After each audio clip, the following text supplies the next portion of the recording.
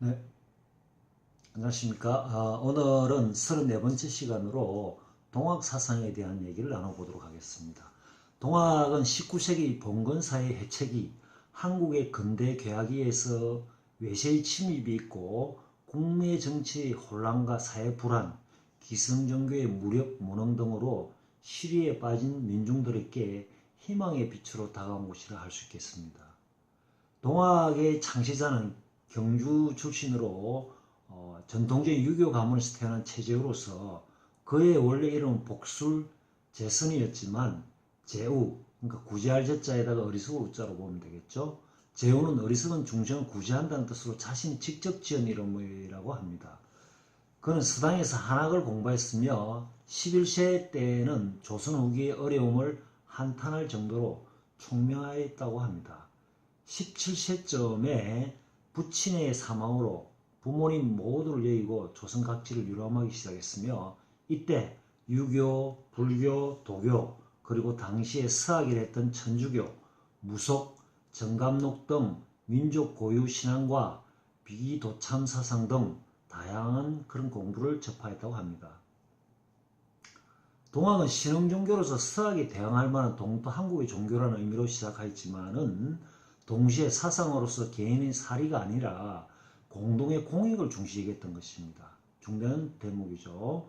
19세기 중반 내후 외한의 위기적 상황에서 최재훈은 삶의 의미와 방향을 상실한 민중들에게 삶의 어떤 주체의식과 자아에 대한 각성, 그리고 국가의 안보와 민중을 위한 길을 인도했다고 보면 되겠습니다.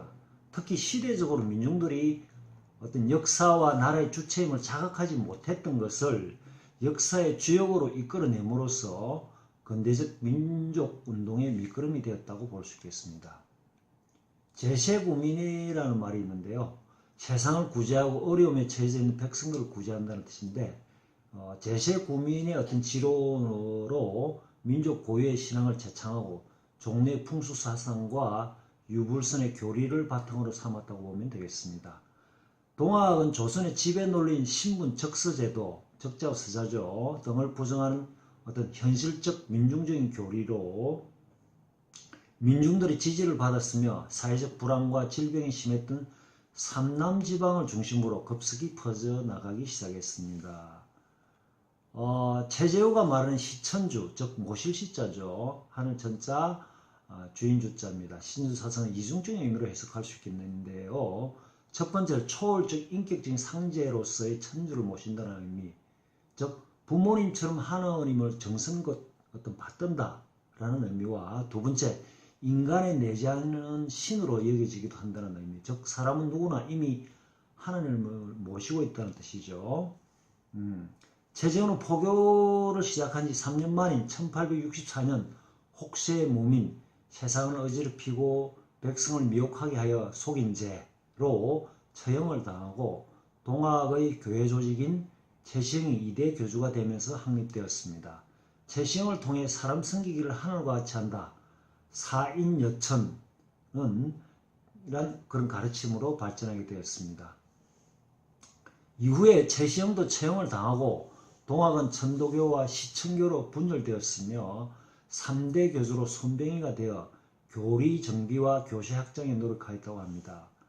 손병희는 더 나아가서 사람이 곧 하늘이라는 인내천을 동학의 종지, 주장이나 되는 요지나 근본이 되는 중요한 뜻을 종지라는데요. 종지로 선포하였다고 합니다. 동학은 유불선 상교가 합일한 것이라고 하지만 그것을 통일하는 사상은 우리나라의 경천사상과 구제를 위한 민족적 염원이며 민간신앙적 요소가 널리 민중들에게 동학의 신봉자를 갖게 해줬던 것으로 보면 되겠습니다. 또한 신분제 폐지와 모든 사람의 평등을 외치고 유교와 양반 중심 사회를 부정하는 반봉건적 성격도 민중을 자극하는 동기였다고 볼 수 있겠죠.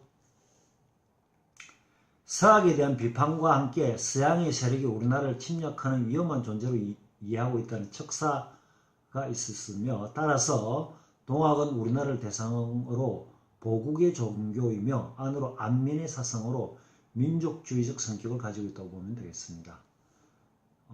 이것은 1894년에는 조선 봉건사의 부정부패 척결 및 반외세의 기치를 내걸었던 대규모 민중항쟁으로서 동학농민혁명은 동학교단의 조직적인 교조신원운동을 시작으로 전북 고부 농민봉기가 도화선이 되어 전라도 무장에서 전면적으로 일어나 무력투쟁을 전개했는데요.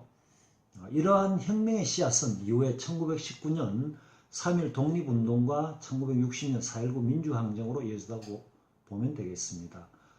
동학은 과거의 민족 순환과 치욕에서 벗어나 새로운 민족국가를 건설하려는 혁명적 신앙과 자유와 평등의 민주적 사상을 고취하고자 했던 우리나라 고유의 종교이자 사상인 것으로 보면 되겠죠.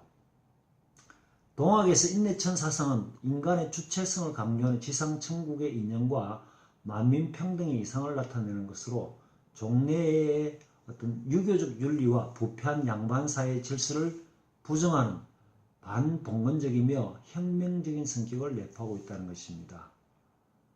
그리고 인도나 어떤 중국의 문화사상을 배경으로 한 불교나 유교와도 다른 우리나라 종교라는 것으로 충분한 어떤 주체적 사상을 담고 있다고 보면 되겠죠. 오늘날에는 천도교로서 맥을 이어가고 있지만 우리나라의 많은 사람들은 종교의 개념보다는 한 줄기 사상의 큰 흐름으로 불합리성을 개혁하고자 하는 민중들의 정신적 바탕이 되고 있으며 대립 대결을 지향하는 기존의 논리와는 달리 조화와 화합을 강조하는 민족주의 사상을 동학은 지향하고 있는 것입니다. 네, 오늘은 34번째 시간으로 동학사상에 대한 얘기를 나누어 보았습니다. 여러분들 유익한 시간이 되셨나요? 유익했다면 많은 후원 부탁드리겠습니다. 감사합니다.